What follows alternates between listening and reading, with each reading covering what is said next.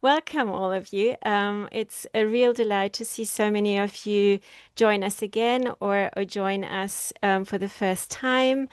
Welcome to our third FFF Online Women's Dialogue. Before we kick off, we wanted to go through some housekeeping rules. So, um, uh, you have already heard, perhaps if you speak Spanish, but also now for the other language groups, we have live interpretation on this event. Isabella, if you could click to the next slide so we can show the participants where they can select their language channels so that they can hear to the language in their own language. We have English, French, Spanish, and then you will notice Japanese and Korean, but this is not correct. So Japanese is what you have to click if you speak Vietnamese, and Korean is what you have to click if you speak Tagalog, please.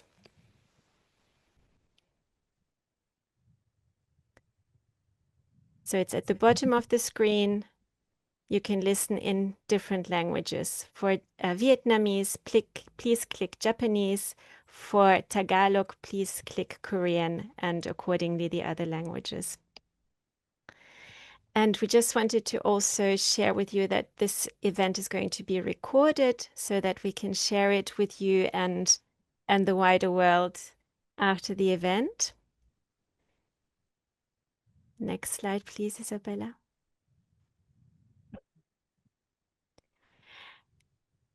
And then I just again wanted to remind our interpreters to please record their channels, their language channels, so we have a recording of all the languages later on. Please, next slide. Yes, if you want to say something, please raise your hand.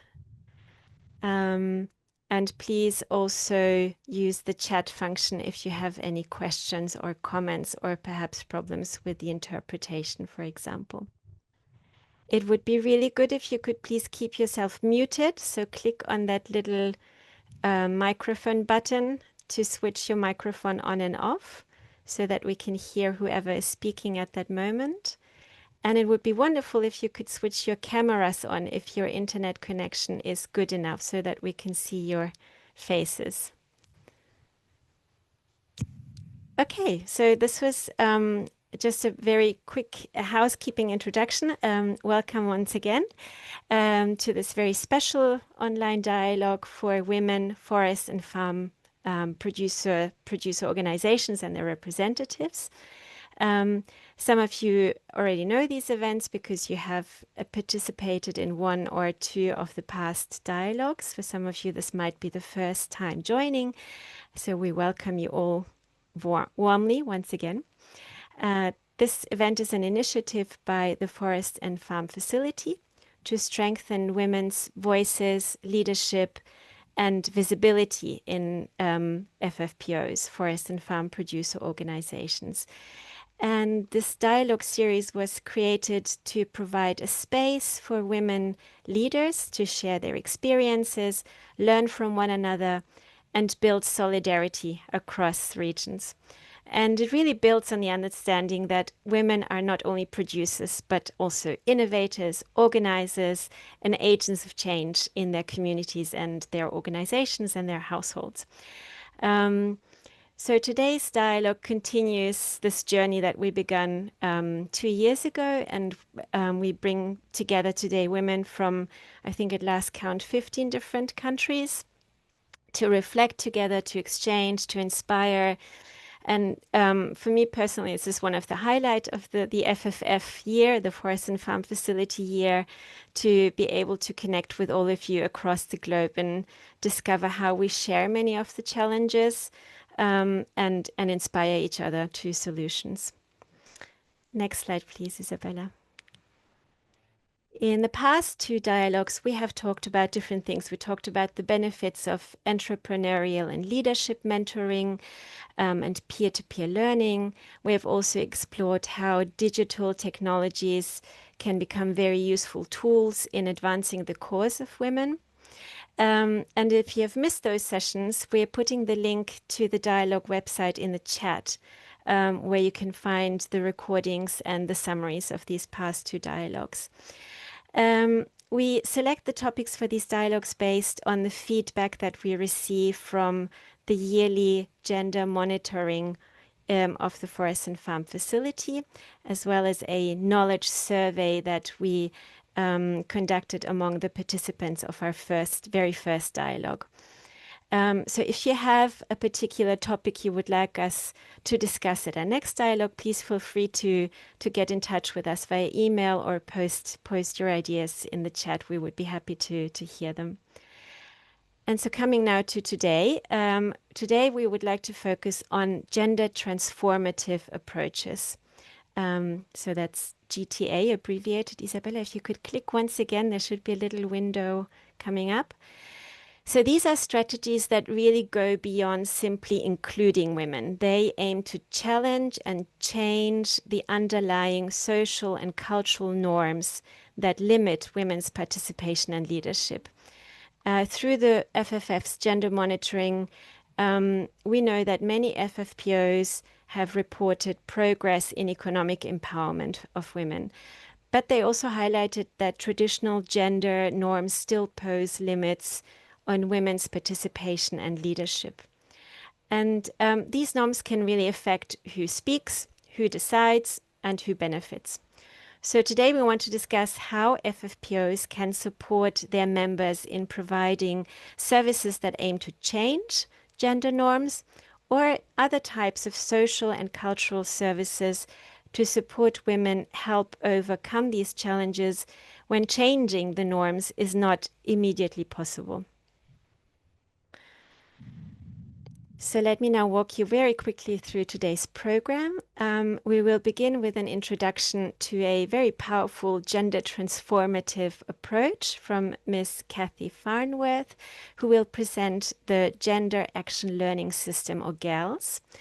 Next, we will hear some real-life experiences from Ms. Maria Piñán of UNORCAC in Ecuador and Ms. Wahangi Ramoromisa of PNFDDSA in Madagascar, who will share how their organizations support women in overcoming gender-related challenges. And after that, we will move into breakout group discussions in English, French. Sorry, I can hear the Tagalog interpreter in my English channel. So we will move into breakout group discussions in the various languages that we have represented today, at least in the interpretation. So French, English, Spanish, Tagalog, and Vietnamese. And I will explain that in more detail when we get to that agenda point. So this will be an occasion for us to, I can again hear Tagalog in the English channel, sorry. So these discussions will, these smaller discussion groups will help us share or talk about our own experiences in smaller groups where it's maybe easier to speak, our own experiences with gender norms and how changing them may benefit us all. And then we will come back together in a plenary to hear what was discussed in the discussion groups and give the opportunity to ask questions of the presenters in the group.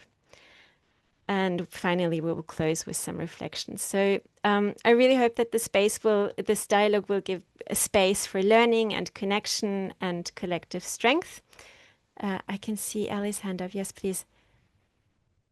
Very sorry to interrupt, but just a very quick practical question regarding the breakout rooms. If people are able to and they know how to, because I don't want to take up much time, put the language they would like they speak in the title of their Zoom username, that will make it much easier for me to allocate people. But if you're unable to do that, that's fine. We'll manage that. So very quick interruption. Sorry, Kata. Thanks, Ellie. Okay, so this is the agenda, and now I would like to introduce our first speaker, Kathy Farnworth. I can hear someone speak in Vietnamese. Can you switch your microphone off, please? Kathy is a gender equality and social inclusion researcher. She has worked in many countries around the world for a variety of organizations. Can you please switch your mic off? Ellie, I don't know whether you're able to do that for others. Thanks. She has worked in many countries around the world for a variety of organizations, including agricultural research centers, private sector organizations, and NGOs. Kathy has a particular interest in how to understand the concept of empowerment and in how participatory methodologies can empower women and men. So I would like to give the floor to Kathy. Please, we look forward to your presentation. Okay, thank you very much. Good morning, good afternoon, everybody. It is a great pleasure to be here and to be part of this discussion on women's empowerment and gender transformation. Thank you for inviting me. So, what is GALS? What is Gender Action Learning System all about? Next slide, please. People might be asking, what does gender transformation mean? Why is GALS gender transformative? And how do you do GALS? These are the questions I would like to answer in my presentation. So next slide. Let's talk about gender inequality first. We can ask, why do men usually have more power than women? We're talking about power regarding, for example, what crops to plant, how to spend income, and other decisions that are important to the family. Some of the answers are on the right. Each hexagon shows a common gender norm. If you look at the top level, the orange level first, we can see that in many places, men are the key decision. This means it can be hard for women to express their needs, their hopes, and their goals. Another norm is that men should be the main income earner in the household. This can mean it is hard for women to develop large businesses and to earn more than men. So it keeps women's businesses small. If you look at the blue level, for example, imbalance in resources, men often own the most important assets like land and machinery. In many countries, though not all, for example, perhaps not in Vietnam, men outmigrate more than women. So that many women are left to manage and to work on the farms on their own. This is called the feminization of agriculture. If you look at the next level, we see that project partners often prefer to work with men. This is quite a strong norm. And this is really because they think that men are the key decision makers and they have the key assets. So for them, it makes sense to work with men. Finally, norms influence who benefits from all the hard work that everybody in a family contributes to the household. The next slide, please. So let's look at GALS. How is GALS changing or transforming harmful gender norms to help women and men to become more equal to each other? If you look at this picture of two trees, on the right-hand side, you see a healthy tree. It has beautiful, strong roots, and that contributes to the whole health of the tree. It has a strong and sturdy trunk. And then in the tree, there are lots of fruits. This is the benefit of all the hard work that the tree is doing. On the left-hand side, you see an unhealthy tree, which is not doing very well. In GALS, we use the idea of trees a lot. Farmers and country people understand trees and they understand what trees need to be healthy and strong with good roots, good trunks, and productive branches. Next slide, please. The gender balance tree is one of the most important GALS tools. It helps to diagnose what parts of the family are working well, if you imagine the family as a tree, what parts of the family are working less well. So if you look at the diagram here, let me just explain it briefly. You look at the root first at the bottom. First of all, you would analyze women's paid work in the family. What do they do? How do they earn money? You look at women's unpaid work, for example, in care and housekeeping. You look at the work women and men do together for the benefit of the whole household. This might be building a corral for cattle or something like that. You look at men's non-paid work. What unpaid work do men do to benefit the household? Then you look at men's paid work. Then this contributes to the health of the trunk. Look at the assets which are owned or controlled by women. Then on the right-hand side, you look at the assets which are owned and controlled by men. Finally, you look at the fruits of all this hard work. How do women spend money on themselves? How much money do they allocate to their own well-being? How do money spend money on the family? Then the joint spending decisions. What kind of money do men spend on the family? What kind of things do they buy? What about men spending on themselves? How much money goes to spending on oneself? The next slide, please. This is an example of a gender balance tree from Malawi. I'll just pick a few findings.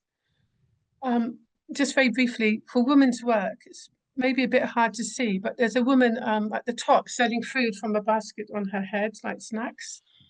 There's a woman doing hairdressing and there's a women's savings group. So they're trying to earn money that way. On the right-hand side, you see that in the routes, you see that men are driving taxis, they're felling trees, they're fishing, and they're doing other tasks like that to earn money for the family. Now you come to the trunk. You look at women's assets on the left. These women said they maybe own a chicken coop, they own a household broom. There's a small spoon that represents household utensils. Then they say they own clothes. The men's assets, you can see that they own a house, a radio, and they own the land and a car. So there's quite a big difference. If you look at the top, what do women spend on themselves? At the very bottom of that branch, you see a woman having her hair done, for example. Women also, in the second branch, they buy food for the household, they buy clothes for everybody, things like that. On the right-hand side, you can see there's a few women involved. That means that men are spending money on girlfriends, on clothes and other personal items. So once a family has created their own gender balance tree, they can see where they need to analyze their tree. Are women and men working equally? Are they earning enough money for the household? Is the distribution of assets fair? What actions do they need to take to make their tree more balanced? So next slide, please. So this is what they do next. They decide, for example, the man might say, or the woman might say, let's put our house in both our names or our land. The man might start to say, I'm going to get involved in household and care work. I'll cook some days in the week and I'll do some babysitting. The woman might say she wants to advance her education and she's going to start a business studies course. In other words, people take decisions about what to do. So next slide, please. There are many tools in the girls' toolbox. Just for example, vision journeys, the gender balance tree that we've been looking at, the challenge action tree, that's used a lot in value chain development, maps, diamonds, role plays, and songs. A key element of the girls is that methods are visual. This is one of the most important features. People are not encouraged to write. So this is for several reasons. For example, probably the most important is that literate and non-literate people can work together. There's a level playing field, so it doesn't matter what your educational level is, you can work together. Drawing helps you think creatively. This idea of the right-hand brain, that's creative. You can show much more in pictures than in words. Next slide, please. The most important tool is a girl's vision journey. This helps people to plan their lives and their livelihoods. You can think of the vision journey as a SWOT analysis. People think about their strengths, their weaknesses, their opportunities, and the threats in their environment and their community. So let me just take you very quickly through the vision journey. The first step is you create your vision. You make this into something very beautiful, like a sun. It's something to aspire to. This is what you really want to do. It could be, for example, a better house. Then you look at your current situation, you draw it. So you might have a little small shack. That could be your current situation. You then look at your challenges and constraints. There could be somebody who's ill in your household who needs care. There could be really hot weather, which is challenging to grow crops. Challenges like that. But then you look at your opportunities. There could be good networks, people that will help you achieve your aims.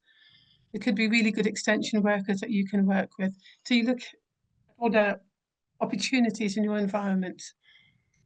The next step is to set your milestones towards your vision. Those are those kind of ovals that you see along the path. So in year 1, if you wanted a better house, you might say this is a 3-year vision. In year 1, you raise pigs. For example, you sell the pigs and you buy bricks for your house. In year 2, you might start to sell cattle, just raise and sell cattle. Just for example, you buy the roof of your house. In year 3, you conduct other activities and you get someone to build you your house. So this is how it works, and it's very carefully planned. And if something goes wrong, you can adjust your vision journey a little bit. So next slide, please. This is an example of a youth empowerment vision journey from Malawi. It was created in 2021. On the left, you can see lots and lots of words, and on the right, you see a picture. When you have a lot of words, it's really hard to read them all. But on the right, you can see that the young people were able to express their ideas very quickly and very clearly on the diagram. So I won't interpret the whole diagram, but at the top, you see their vision, which is drawn like the sun with lots of rays. You see young people holding hands and working together and smiling and happy. And this means that they want to contribute to their personal, community and national development. At the bottom, it's hard to see, but you see disunited young people who are not very happy with themselves, and there's not many of them. You look at the threats at the bottom, there's a small star-shaped symbol. That means there was COVID in the environment. Youth were disunited. Policymakers were not interested in them. You look at the opportunities at the top, there's a COVID vaccine, there's good networks, young people are coming together. So this is how they developed their vision. Next slide, please. So we have talked about two of the important GALS tools. There are many other GALS tools you can work with, and you can use GALS in many situations. We've already talked about creating gender equality through the use of the GALS tool, like the gender balance tree. We've talked about the vision, which is great for livelihood and financial planning. You can use the GALS for planning together as a group. You know, you can draw a vision. So what does this women's group, for example, want to achieve? What do we want to do by the end of this year or at the end of 2 years? And how will we get there? It's used quite a lot in value chain planning. You can bring different value chain stakeholders and actors together to improve the value chain, because we know that many agricultural value chains do not work well. There's everybody cheating each other, taking a profit. What do you do about that? If you get everybody in the same room, you can say, look, it's not working. You're not benefiting, I'm not benefiting. Let's form a vision. Multi-stakeholder dialogue, a very similar process. Learning to lead is an important part of the GALS. Women and poor people are rarely leaders. So GALS is very, very participatory. And when people introduce their visions and their gender balance trees and so on to each other, women and more shy people are encouraged to come forward and show their diagrams to everybody. And they're very warmly clapped, and there's something called giving flowers. Just the participatory nature is very important. That kind of warmth is very important. And this helps women to gain confidence. Next one, please. Sharing GALS with others. GALS is a peer learning system or methodology. This means that you don't rely on experts to do GALS for you. The farmers manage the process by themselves. So it starts with selected farmers being trained in GALS tools at a workshop that an external organisation might organise, or extension workers could organise. The first people trained are called GALS champions. When they leave the training workshop, which might take a week, they go back to their villages, their communities, and they start to train other people. So GALS champion might say, I'm going to train 10 other people. These new people who are trained by the GALS champions are called peer trainers. Those peer trainers train everybody in their household. but they also start to train new households in the GALS methodology. In this way, you can reach a lot of people very, very quickly. So next slide, please. This is an example of a process that's still happening in Malawi.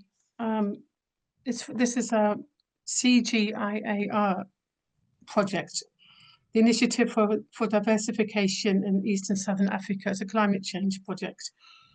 So they started working in a few communities in Malawi around the middle of last year, and they trained 4,040 households. So they trained 40 GALS champions. Those GALS champions trained 10 peer trainers each, and those peer trainers reached another 3,600 households. So that's a lot of households within a year. Then you've got to multiply that by all the people in the household of each of these trainers who was also trained. So you're reaching thousands of people in a short time. Next slide, please. This is a very short video about leadership in GALS. I hope that can be shown. Just checking if you can see the screen or the video. Yeah.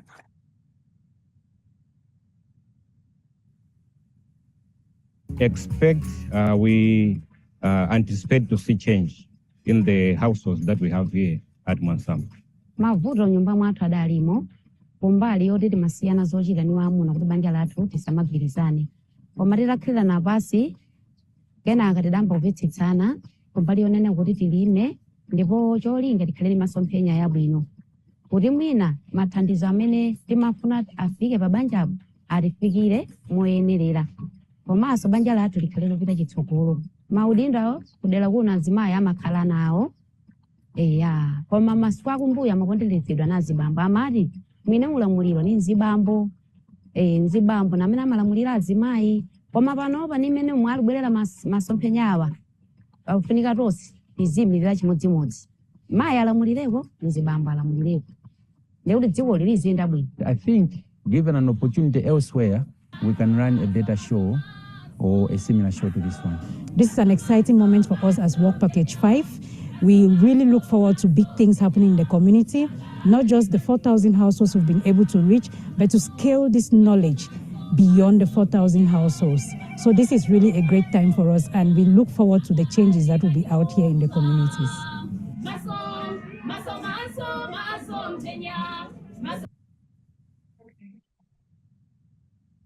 Thank you very much. I hope everybody could get that. So next slide, please.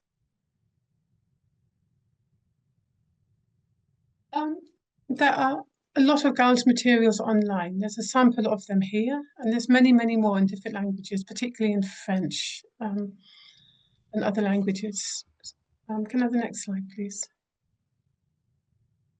Yeah, I just want to say thank you. Just please let me conclude. I mean, I learned about GALS in 2011, and I've evaluated quite a few GALS projects. I think GALS is really about poor people taking decisions. It's about them making plans. It's about them saying what they want to do in their lives. It's about external people like us, listening to people, learning about what people really want themselves. And it's really about empowerment. So I'd just like to conclude with those words. Thank you very much. Wonderful. Thank you so much, Kathy. I wish we could all have a round of applause. Thank you very much for this very interesting presentation. I was sorry, I can hear the Spanish translation in the English channel. Sorry. I've really appreciated all of these really fascinating tools in which unfortunately you could only just very briefly touch on, but it seems to be so very useful in different scenarios, and I've appreciated the example of using it in a value chain context or in a producer organization context, but also in a household context where some of these inequalities perhaps have their roots. So I also really appreciated the role of the equal role of men and women working together on these tools to see what is beneficial to the overall unit that they operate in together. We have a few minutes for questions. So if one of the participants or several participants have some questions about GALS, to Kathy, now is a good time to ask. Please feel free to raise your hand. We can translate what you say in the language that you feel most comfortable in.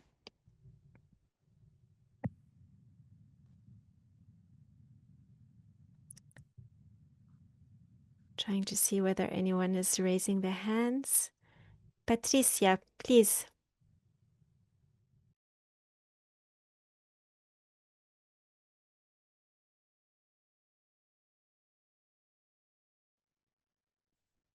It's very important what you have been sharing with us.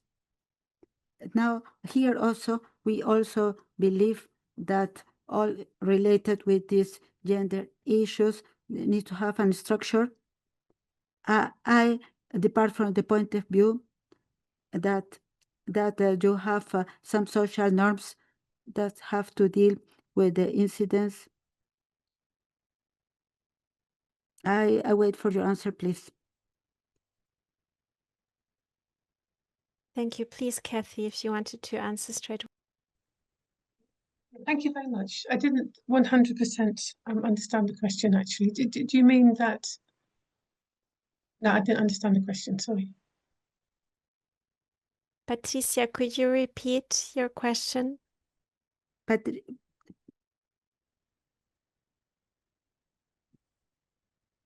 the social norms of gender have to deal with the political issues. Yes. And with the structure that come from many years ago. So it's a very complicated system. And if you would like to hear comments regarding this. Thanks. Yes, I think you're right. GALS depends on people's agency, and it depends on people changing their own lives and taking responsibility for their own lives. When it comes to changing structures, I mean, GALS can do some of that by working with different stakeholders, for example, government stakeholders. GALS has been adopted, for example, by the Department of Extension in Malawi as a new way to work with people.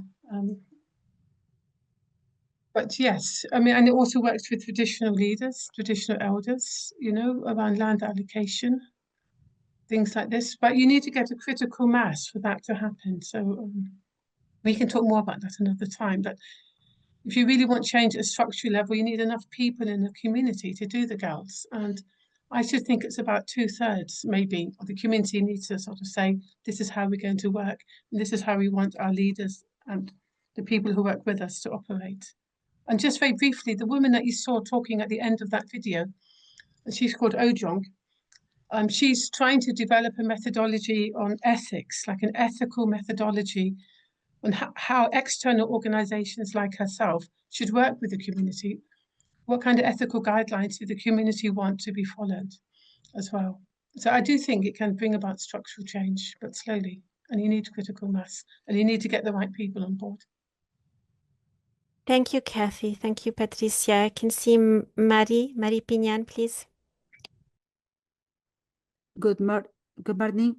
I would just like to make a comment about what Kathy mentioned about the GALS tool that she mentioned before for the organization of women. What we do is every useful tool that has this fact of making the changes in the life of the women. We try to adapt it to our community, and we take into consideration the cultural issues and take into consideration all the barriers and all the gender issues, and we incorporate also the gender equality of the men. So we have to start some way.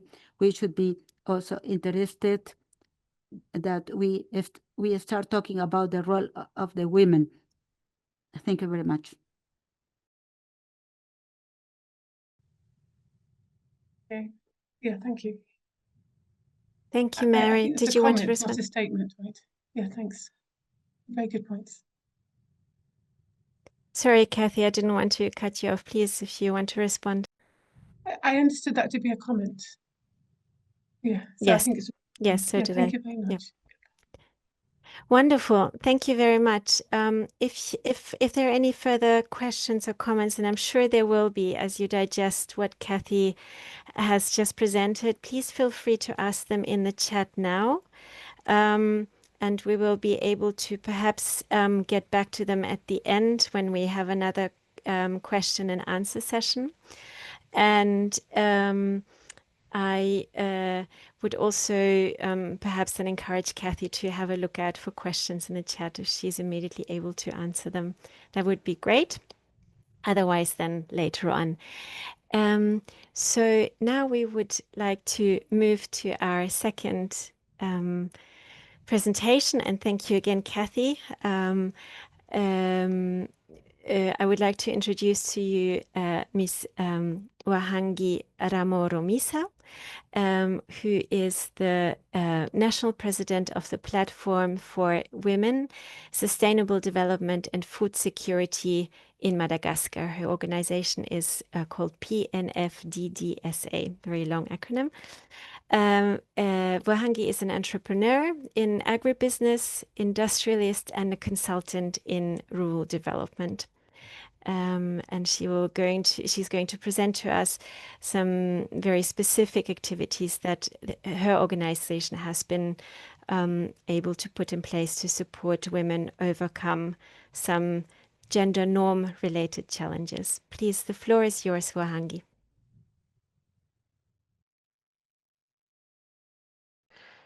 Well, thank you very much, Kanta. Hello, everyone. It's a great pleasure to be with all of you, to be able to present the example of support that we've given to our members, especially on the access to land.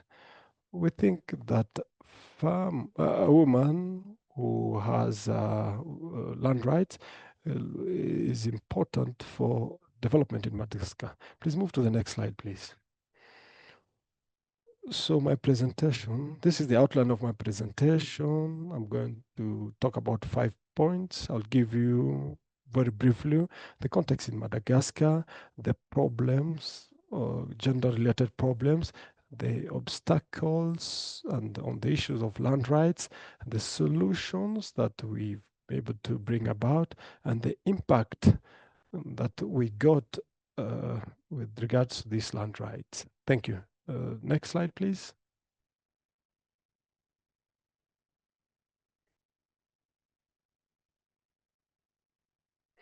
Well, in Madagascar, and I think it's almost just like everywhere, land plays a very important role in ecological and even economic and social context. In Madagascar, there's a law that gives equal land rights to men and women. Unfortunately, most Malagasy women don't enjoy their land rights. So in 2021, through the FFF mechanism, us in our platform and organization, we were able to train our members, our beneficiaries on the land rights and how to get to enjoy land rights. Next slide, please. The next slide, please. What are some of the problems in Madagascar that we're able to observe? First of all, we have poverty in the country, which is quite high, and they also have social norms that are discriminatory against women. Or as Kati said earlier on, men are more appreciated and given priority than women. And even in certain regions in Madagascar, women do not have right to inherit land. And we also see it at administration. We see a lot of corruption on land, and there's also have gender-based violence that are quite recurrent in Madagascar. Next slide, please.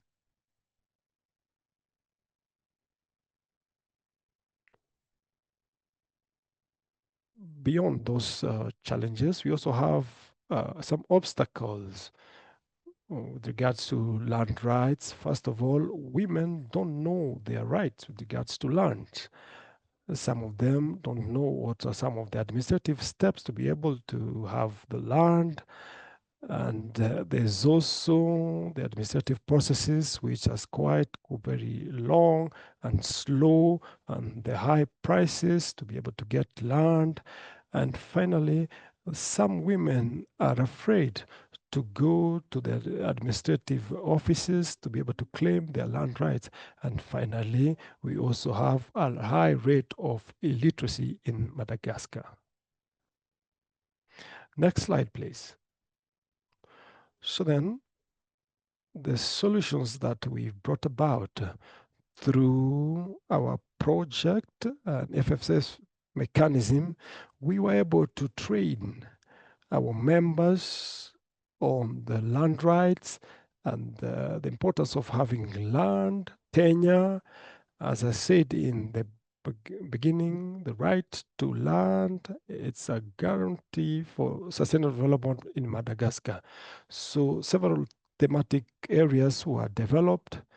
For instance, how to enjoy land rights and what are some of the rights inherent for women, how to access land, because there's several statutes on land in Madagascar, and what are some of the steps to be able to get land and get land tenure. And so we've had training sessions, and we brought administrative personnel, so to allow our members to be able to discuss freely with these officers, to ask questions if they wanted, and to sort of do away with this fear that they have, to be able to go and claim land rights at the administrative offices. So these were the first steps towards getting a land tenure. Next slide, please. So then, during these training sessions and information sessions, we tried to show them what are some of the impacts of access to land and having land tenure, especially on the low levels of operations of lands. Because if women do not have land, they are forced to go and hire and even rent out land, and that's quite costly for them. And but if the land belongs to them, they can be able to grow crops that they can harvest over a long period of time, and this is also help us to mitigate against climate change and even to restore landscapes and even to get the funding. And it also helps them to be able to increase their income by being able to diversifying the crops on their lands that they can have on those parcels of land. And once the incomes increase, they can be able to take their children to school, they can have access to health services, primary health services, and they can also bequeath an inheritance to the next generation. So at the end of these training sessions and support that we had given to our members, currently we have group steps that have been taken to be able to help women acquire land title deeds, and we also have group activities. There are also farm organizations that have begun steps to be able to have community land to allow women to cultivate on those lands and even do reforestation, and even to have some of the practices that we were able to teach them to be able to put them in action. So it was quite short, but this is one of the examples that we were able to carry out through our project in the first phase in Madagascar. Thank you so much, Vahangi. This was very, very insightful and interesting, and always very exciting, I think, for other people to know what is happening in faraway places that share some of the challenges that you have just highlighted. So yeah, very interesting to hear about this combination of challenges. No, I mean there are social norms, but then there are also social norms that are enshrined in law in the way that women cannot inherit land. But then there are also social factors such as a lack of confidence, illiteracy, lack of knowledge in how to access tenure.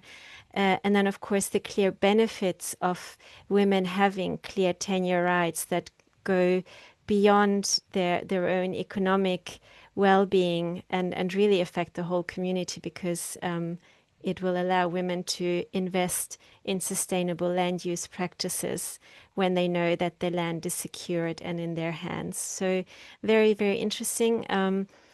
We do have 1 minute for a very quick question, if someone would like to react or ask a question now.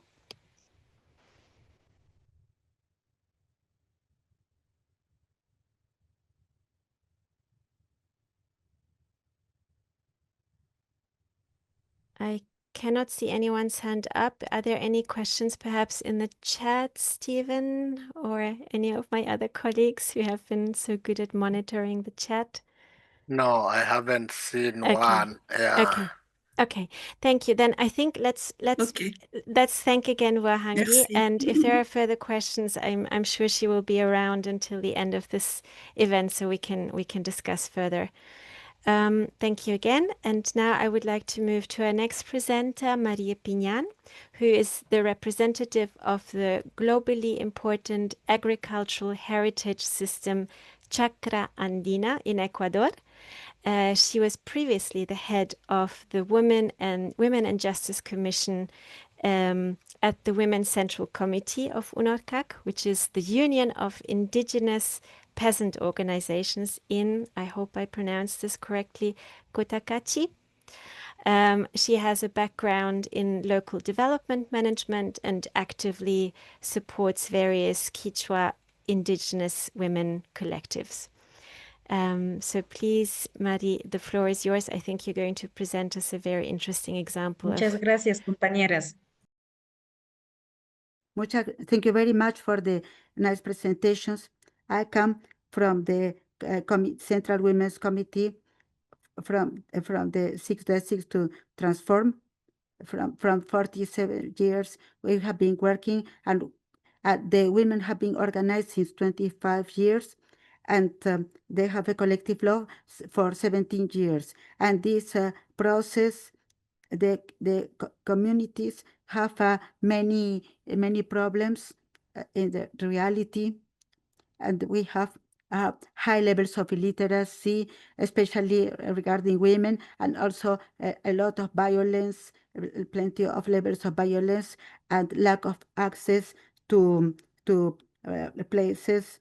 And regarding this, the organization of women has been key to work to make visible the work that we are doing in the communities, to demand to take decisions of the women in different spaces, and especially to promote the rights of the women in the different communities. Of course, this problem was always present in the communities, taking into consideration that the traditional roles of gender have caused that the women had less access to some places, and it was not to be thought that the women could inherit land, because they were just in the private space of the house, together with the children and with the animals, and they were in charge of them. All this organizational process that the women have reached, that they to go to the front, and since then they have sustained the role with having her own identity. And what have we done? We have used the the knowledge of pacta pacta, that means the real duality, because in the discursive part of our leaders, they always says we have the duality about women and men, but in the practical part, when we have violence at the women, actually then we don't have this duality. And that's so we are developing this role of the women. And what have we done at the organizational level? For us, it has been key, the theme of the discussion of the projects. Historically, the organization was executing all the task, but the organization of the relative young women, because at the time I had 27 years old. What do? We, the women, we have the capacity to execute projects. So after COVID, we had many things happening, and then what we did is we took care of the projects, and this has been a key issue to be empowered as women. And we are taking care about the gender equality, and we put our needs ahead, and we want to generate a very good impact to the projects. And what have we done as well for the communities when we are talking about the gender thing? The cabildos, that are spaces that were taken by men. When we are talking about gender, they do not pay attention to us. They say, they are going to talk about gender. They don't give them enough attention. What have we done as women? During the subject of indigenous justice, we are going to treat the subject of the justice and the mechanisms that they are going to be used. And then when the men show up, then we talk about that. We are going to apply the gender, but through about these needs of the women, and we are going to operate in this way. And then we are giving the responsibility to the men that the violence of gender shouldn't be a subject that be treated, that they should discuss about it, and that they should operate with justice in this subject. But we have also tried that in this application of the justice, that the communities, when they have cases like femicide or sexual violence of women in the communities, that they don't take these cases into considerations, because they are talking about the community, the imbalance in the community. They don't take into consideration the victims. And that's why we have this committee of women. And nowadays we are working with the governments, following a mandate for the well-being of the community. It doesn't have to be just for women. It has to be constructed collectively for both genders. And during this mandate, that is a document that we are going to do in 3 communities. This work, we are going to introduce it in the mandate of the communities, so that the government also participate in this issue. What we have also done about this approach of dialogue, the importance of linking the young women into the organizations. And we have a school for midwives. And what do we do in this school? We link the young ones so that they have this transmission of knowledge, and that they participate in the communities in these issues of community, the health of the community. So it is very important that the young generation participate, because we are talking about different subjects, for instance, about the reproductive health, to be the owners of our own body, and why not about other subjects that were considered to be taboo in the past, for instance, about abortion, about to become pregnant. And so we talk about different subjects, and there are some colleagues that come from the cultural context that are very backwards, where the macho men are actually very valid nowadays, and we are teaching them so that they are empowered as well. Apart from that, what we have also done, the women, the indigenous women, that they work together through the communities, and that they work on a not just on a local level but on a national level, and this diversity of the city, the peasants and the people from the forest and from all different races have created a different approach. How should we actually face these issues, and the participation of different areas, like from the city and from the rural areas, has also empowered the women and to have a life free of violence. In this sense, we have worked. I can tell you the marvels, the miracles that we have achieved, but it has been a very hard work that we have done. It was not easy.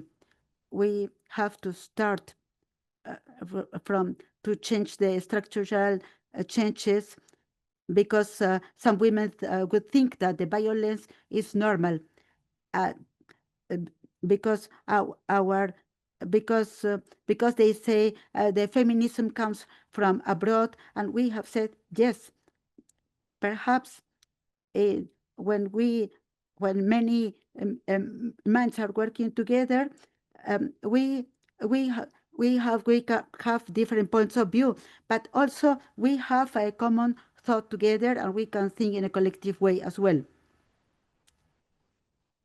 This has been the way that we have advanced. The administrative processes are not easy to be done. We have to feel uncomfortable. There are some critics that have been imposing to us, and we need to work in this circle of women, and we have to generate these spaces to take care to how to change the mentality, the mindset of the women. This could be what I had to say. My colleagues, thank you very much. Thank you so much, Maddie. That was a very, very interesting presentation, and nice to see you again. I know you have been speaking at various different dialogues before. Gracias. I really enjoyed your way of presenting how your organization really works at 3 different points, going from the smallest and personal to the biggest and the collective aspect. So it all starts about the body as a territory to defend, and for the community to help acknowledge that a woman's body is her own body, and she has the right to defend it and has rights over it. But then also building your own work agenda based on your own knowledge and your own needs and your own dreams. And that reflects also what Kathy has presented in the GALS tool. And that is really a useful tool to understand what are those needs and dreams, and what is your knowledge and power. And then thirdly, the collective aspect, and the fact that collective action and the promotion of leadership can slowly carve out a place for women as community leaders, which can then begin a positive cycle of improvements for all. So yeah, very interesting. We have 1 or 2 minutes for one question or comment from the group.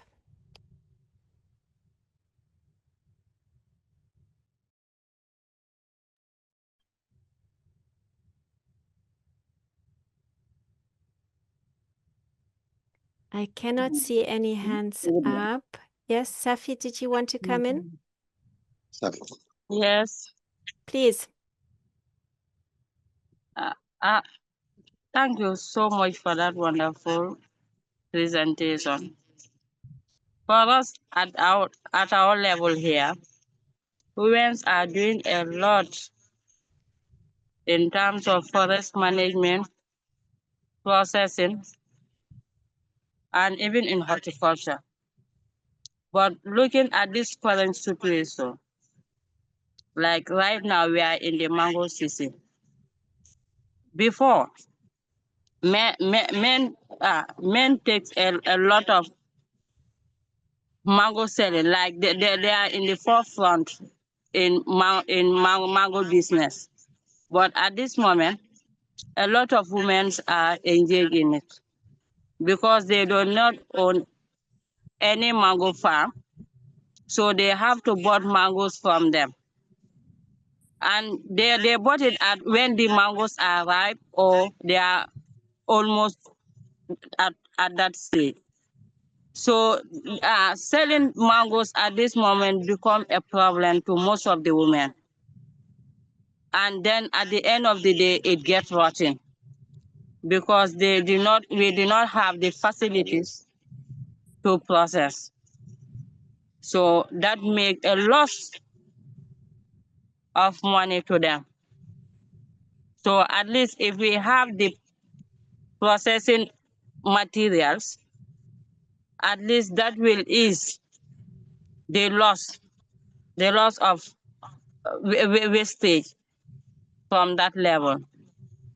Though they are trying very hard, but yet a lot needs to be done. Thank you. Thank you, Safi. Please, Marie.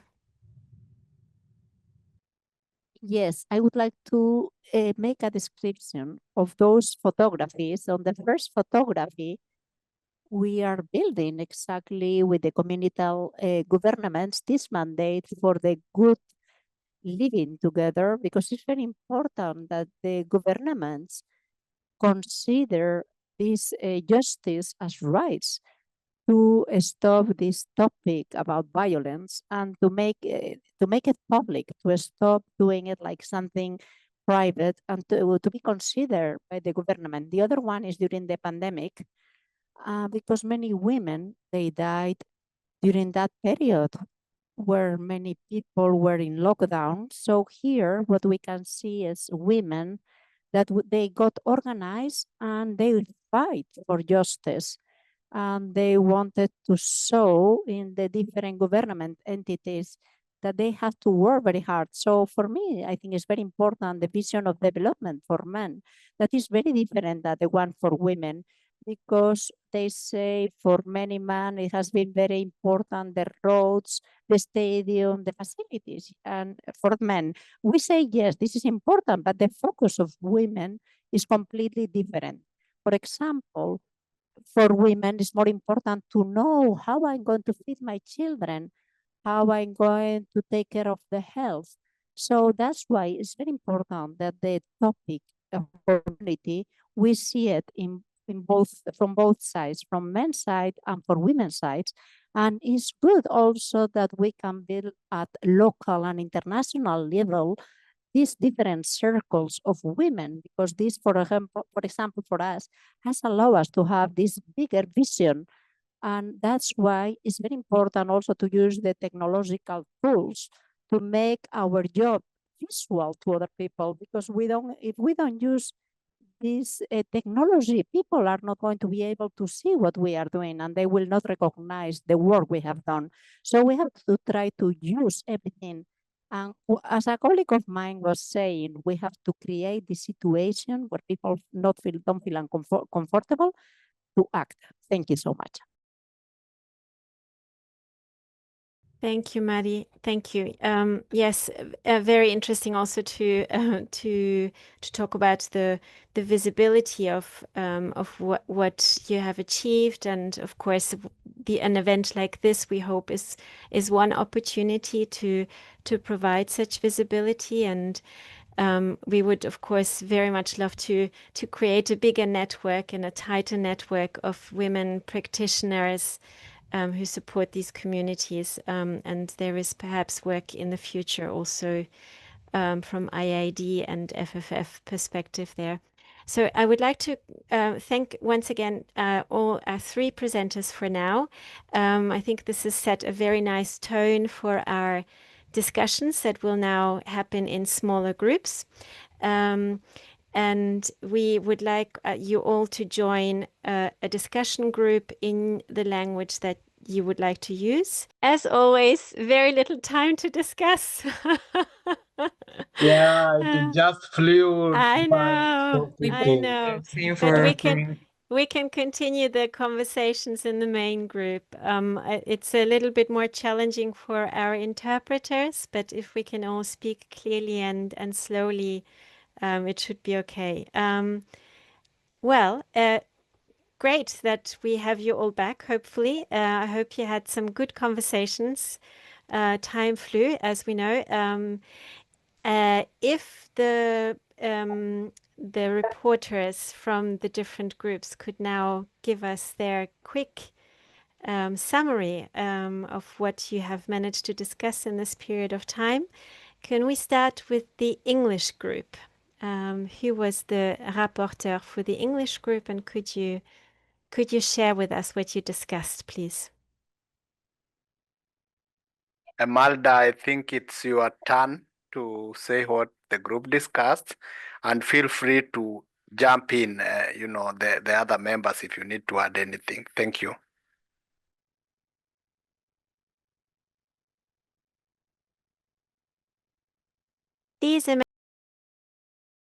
Yes, good afternoon. Sorry, my network is a bit, so I can't turn on my, yes.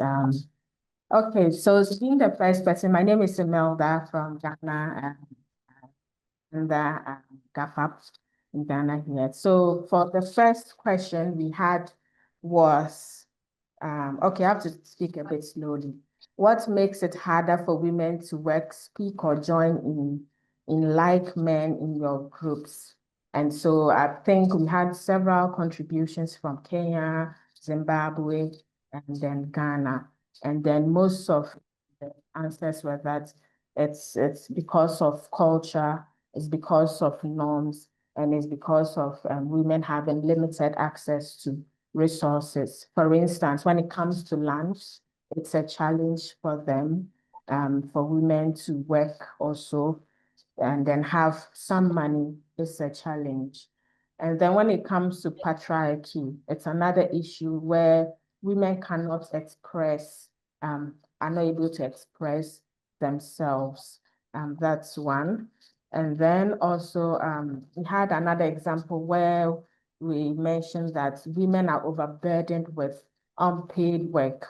And so taking care of the home, the sick, they do not have time. So that's also a challenge. Also, what came up interestingly is that most women do not know how to handle positions because of that lack of confidence. And so if they're given that role, they usually shy away from it. So that's for, I think, question one. I'll move on to the second question. The second question says that, can you give an example of how your group helps women take part equally? Can you give an example? And so for that question, again, we had examples, for instance, from Zimbabwe that what they do is that they give women leadership training, economic empowerment training, and then peer-to-peer learning from other female groups. And also what they do is being innovative is to bring on board some men or some of the men, also make them aware that women are capable in taking up positions. Again, another example from Ghana, GAFAP, is that we have specially created a women's wing where we take up positions. And so these positions, it's not just about saying join, they are being intentional about women joining. And so they give the women those opportunities to be part of executives or leadership roles. Again, another example, farmer field schools, where they use a methodology and then try to involve everyone, as well as gender mainstreaming, and then into groups and then sensitization as well. So these are all being intentional activities or actions that are being taken. Number 2, again, another example we've had is having a strong women movement called Women in Business. And through this, should I say, a project or activity, this has encouraged women to be confident in taking leadership positions as well. And so that's it for number 2. If I've left something else out, I'm sure my other team members can fill in the gaps afterwards. Number 3 is, how has giving women equal chances helped your group, family, or community? How has it helped your family, your group, or the community? Okay.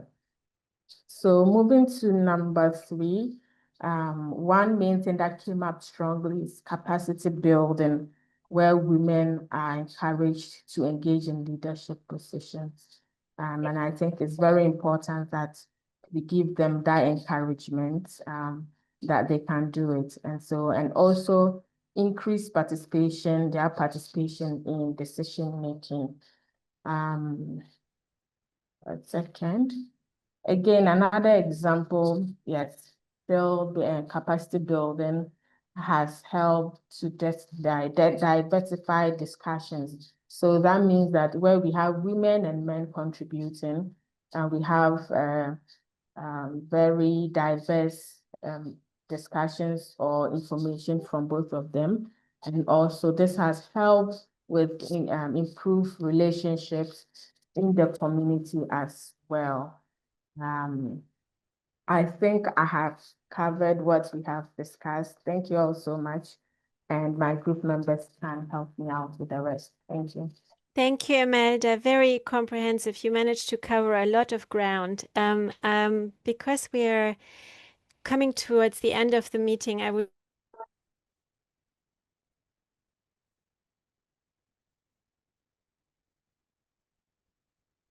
Do we lose you, Kata, or it's just me? No, I think she froze. I think that was Yasmin. Oh, you are back. Okay, good. You froze for a bit, Kata, but I think you're back. Yeah. Yeah. So I just wanted to encourage ask now the French group to give us their summary. And our rapporteur was Yasmin. Hello everyone, I'm Jasmine. I'm coming from Togo. In our group, we united Togo and Madagascar, and for the first question,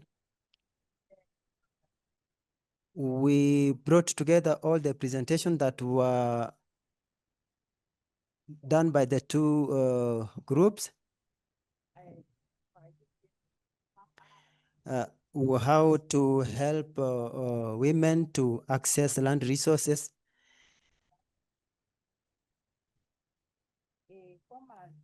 And what we discussed,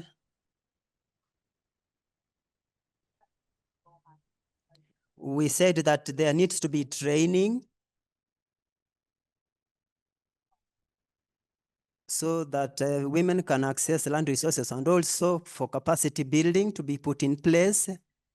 And therefore, for the first question, we talked about the cultural barriers where women find it very difficulty, and we noted down a number of difficulties that women face.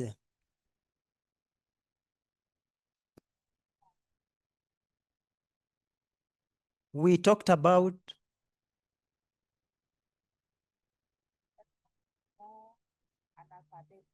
the fact that women do not have access to education, and this also is a problem. Women are therefore not able to express themselves because of this barrier of language and learning. Another thing is that seeing that women do not have access to land resources,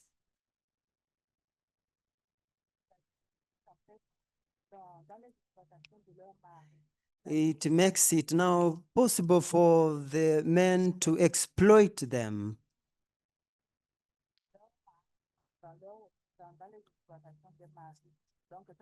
Yeah, because they do not have access to land resources, and therefore their husbands take advantage of them. Therefore, that is one of the challenges. Also, in addition to question 2, we have as activity to help women to help the women access to education. And we had an example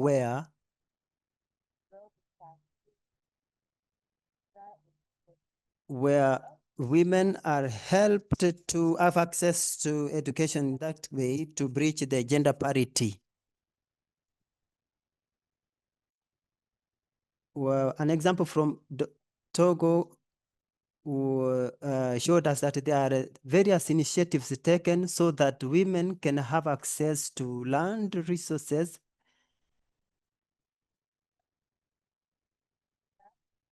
and this involves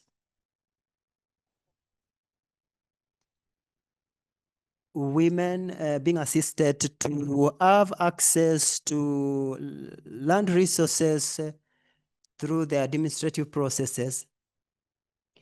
And we talked also about associations that also help women, and that women should also be participative in these associations, and that we need also to have this mechanism where we can learn from each other in pairs. That if women do not have access to education, they might not be able to express themselves well. And therefore, this needs to be given a solution.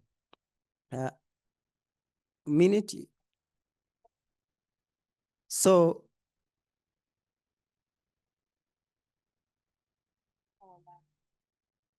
I think now I can move to the third question.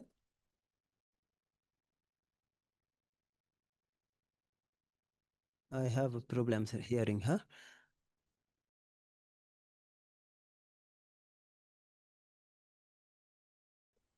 Thank you so much, Yasmin. Wonderful, very comprehensive as well.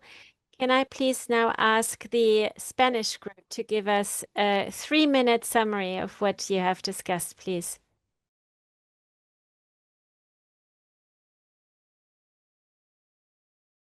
Can you please make now a summary?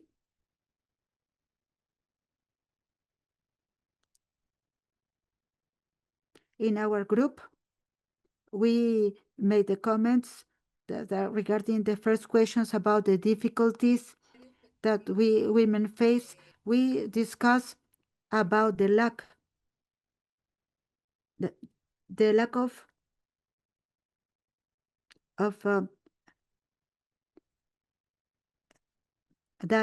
lack of getting in touch with other women because they work at home and they don't have any way to go to other places. They don't know about their rights, and this has a limitation even, and the education or the lack of education and the lack of ways to express themselves And we also discussed that the woman she has learned that her work has to be done at home, and that's it.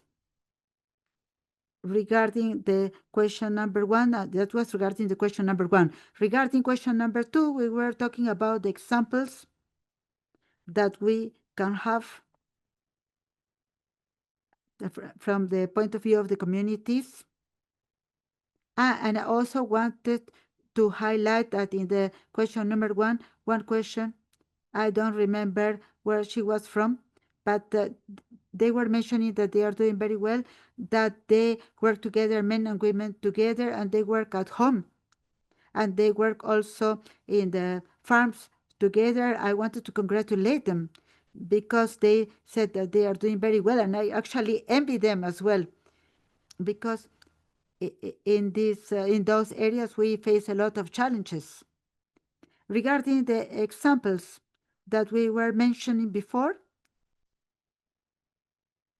in my case, we have a flat platform for the gender so that we can reach all the women because they are all very widely spread, and this platform is formed with the coordinate group that are the representatives of every organization, and we also have one link and also one person that is in charge and another that is a supplementary person, and we also need to empower the young women. In ACOHOP we also work. We are also empowering the young men as well. But with this gender platform, we have mainly also women and especially also young women. And we were also talking about that we have reached to achieve that the women can take decision in the organizations thanks to the empowerment that we have given to the women, so that the women know about their rights and that they can participate. And this have given us the trust that we can participate and that we don't remain silent. This is what we have been discussing. Thank you so much, Maida. Wonderful. Great. It's so wonderful to have all of these different perspectives together in one room. I can see the hand of Daniela Clados up. Before I give the floor to Daniela, I just wanted to ask whether we could perhaps consider going over time 5 minutes. I know for some of you it is very late, particularly in Vietnam and Nepal. So I understand if you need to log off, but so that we can finish our conversation, it would be great if we can stay on for another 5 minutes. Thank you. Please, Daniela, the floor is yours. Thanks a lot. I just something else in the group of Spanish people, Agrupama and El Seibo, they said about the regulations, proper regulations that they have in the organizations to guarantee the participation of women, and that's important because they have many regulations in the organizations to empower the women, and that's what I want to add. Thanks a lot. Thank you, Daniela. Now, I think we have about 2 or 3 minutes. If there is a reaction from any of the participants to anything that was reported back from the groups, now is the time, or perhaps any questions to the presenters from before. We could still take 1 or 2 questions, perhaps.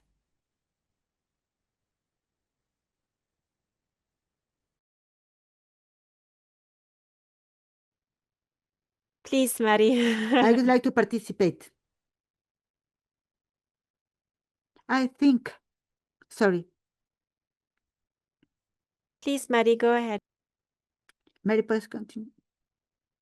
I think that each organization of the producers has its own challenges. They go at their own rhythm, at their own pace.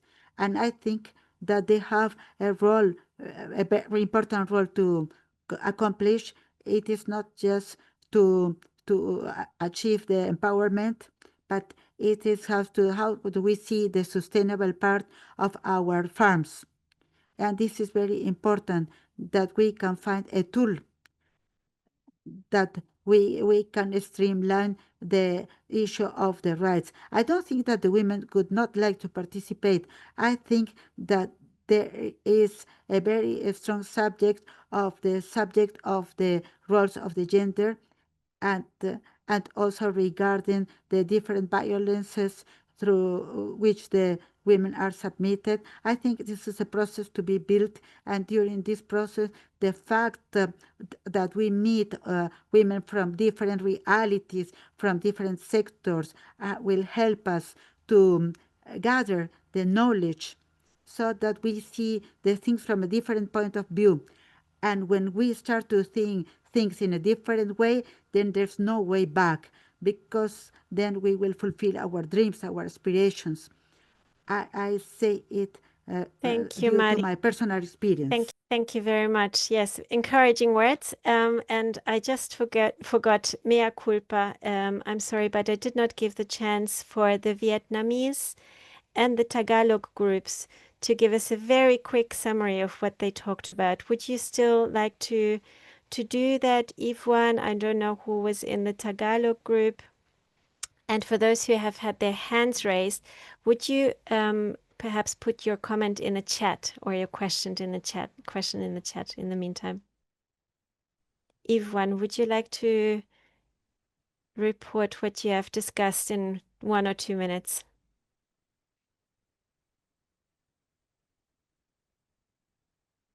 Yvonne, can you hear us? Yes, I hear Miss Tâm will talk in Vietnamese because I would like to encourage her to present. Director of Cooperative 289. Please. To visit it. Yes.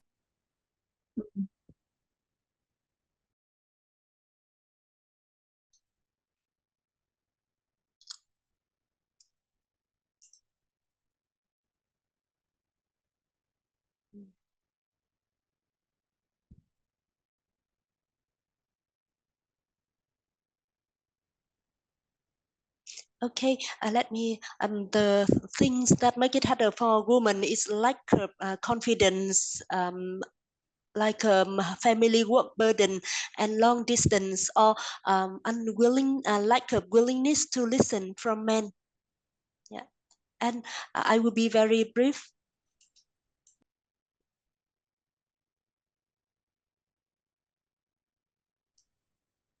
Yeah, and on the second question, can you share an example of something your group or organization is doing to help women work or speak or take part equally to men? Yeah, here's the initiatives or small deeds that we have taken in Vietnam to encourage, for example, convene monthly meetings to convey or pass on the knowledge and information to women, or organize some shared funds to help women in need or in hardship, encourage women to express their challenges, and also to win the buy-in from their husband, to encourage his wives to participate, and third, how such a woman empowerment benefit to group, family, and community. Their knowledge and expression is improved, and that's why they can sell, they can express themselves better. They use social media to earn extra income, and which is good for the family, for their cooperatives, and practice more sustainable farming or routines, and more sustainable. Yes, and that makes their opinions more substantive. Thank you. Thank you very much. I very much appreciate this very quick feedback. I know there is not a lot of time. I would like to ask Miss Loretta Alsa, who will I think present very briefly from the Filipino group. Yes.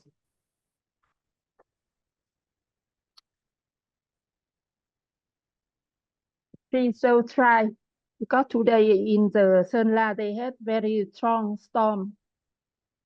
Oh, I see. Okay. So is Miss Loretta Alsa able to speak?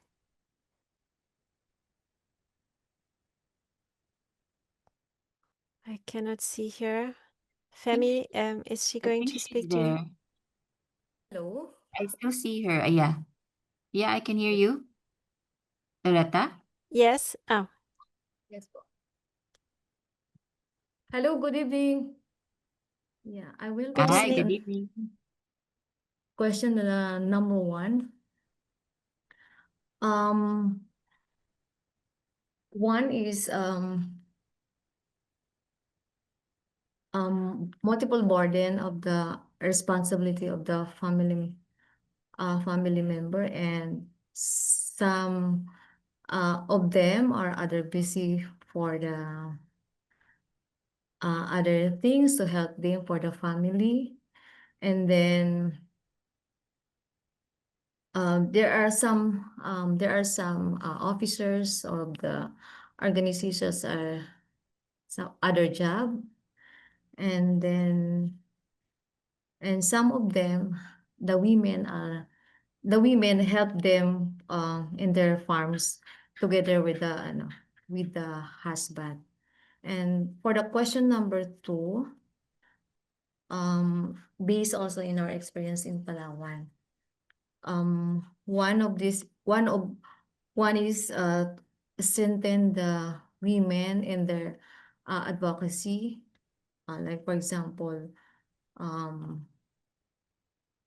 accreditation of their organizations to access their fund, like for example for the livelihood of the organization. And then and also to help them also, the women also are help to help them in their make them their timetable to work with the other activities in their community. And then for the number 3, the women are they have, like for example, magkaroon ng self-confidence ang kanilang sarili, self-confidence, and to have also to participate and lead in their organization. It's a chance also to participate and lead in their organizations. And in additional also the training, like for example gender and equality, to strengthen their personality and their what you call that, yung kanilang kakayahan, Strengthen their capacity. Yeah, to strengthen the capacity. And that's yan lamang po. That's it. That's all for That's now. it. And additional from Ate Fem, could you please add? And there are 2 groups from Palawan, from Philippines, the Mama Sila and Kikia. And based on my lesson on my book, is based in our experience in Palawan. So Thank you so much, Loretta. Thank you. This has been Very, very good. And I appreciate everyone staying online to listen to these experiences from our sisters in Vietnam, in the Philippines. You might wonder why we have the Philippines present, because Philippines is not an FFF supported country. We wanted to start to gradually expand this circle of women that we hear from, because we felt that there were important lessons that we could share across geographies. I'm afraid we have run out of time. I would have loved to continue this conversation. This has been a very rich 2+ hours, and I think we might have to really have a break now to go away and reflect on what we've learned. I would like to thank all of the presenters, all of the rapporteurs, everyone who has participated in the discussions, who has showed up. It's been really interesting to hear about the persistent challenges that seem to be very similar across the different geographies, that are related to traditional gender norms and the workload of women that is unpaid, the norms and laws that are not in our favor. And about some of the very useful tools that can help us overcome these challenges, and some of the heroic efforts of producer organizations in supporting their members overcoming these challenges. I hope you found the conversations and the presentations useful today, and have found some inspiration, encouragement, and joy from connecting. I certainly did. And we will share the recording of this event and the summary of what we have discussed with you all in a few weeks. Thank you all from the bottom of my heart, and many greetings to all of you wherever you are.